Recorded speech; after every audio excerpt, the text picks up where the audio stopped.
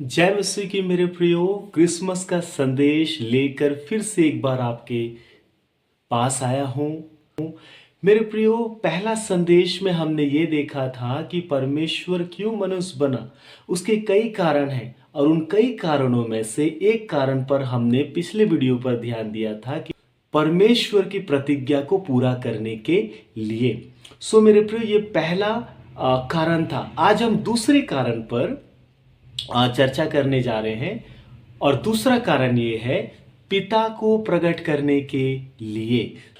मेरे प्रियो, पुराने नियम में परमेश्वर को हम सृष्टिकर्ता और संचालक के रूप में देखते हैं, या पुराना नियम हमें इस तरह से परमेश्वर को दिखाता है कि वो सृष्टिकर्ता है, वो संचालक है।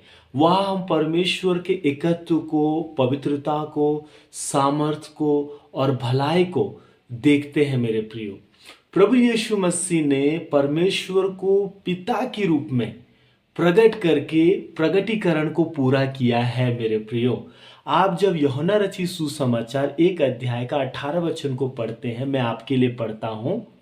लिखा है, परमेश्वर को किसी ने कभी नहीं देखा, एक लौता पुत्र जो पिता की गोद में है उसी ने उसे प्रकट किया। मेरे प्रियो, बाइबल हमें यह स्पष्ट करती है कि परमेश्वर को कभी किसी ने नहीं देखा। पुराने नियम में हम परमेश्वर को देखते हैं अपने लोगों के सामने दर्शन में, या फिर आग के लौ में, या अद्भुत रीति से परमेश्वर अपने आप को प्रकट करता है। परंतु मेरे प्रियो, नए नियम में प्रभु यीशु मसीह ने परमेश्वर को पिता के रूप में प्रकट करके प्रगटीकरण को पूरा किया है। और मेरे प्रियो, प्रभु यीशु मसीह ने सिखाया उसे देखना, पिता को देखना है। ये यूहन्ना 14 का 9 वचन में हमें पढ़ने मिलता है। मैं पढ़ता हूं आपके लिए। लिखा है, यीशु ने उससे कहा, हे फिलिप्पुस, मैं इतने दिन से तुम्हारे साथ हूं और क्या तू मुझे नहीं जानता? जिसने मुझे देखा है उसने पिता को देखा है। तू क्यों कहता है कि पिता को हमें दिखा दे? मेरे प्रियो, फिलिप्पुस प्रभु यीशु मसीह से यह प्रश्न करता है कि पिता को हमें दिखा दे।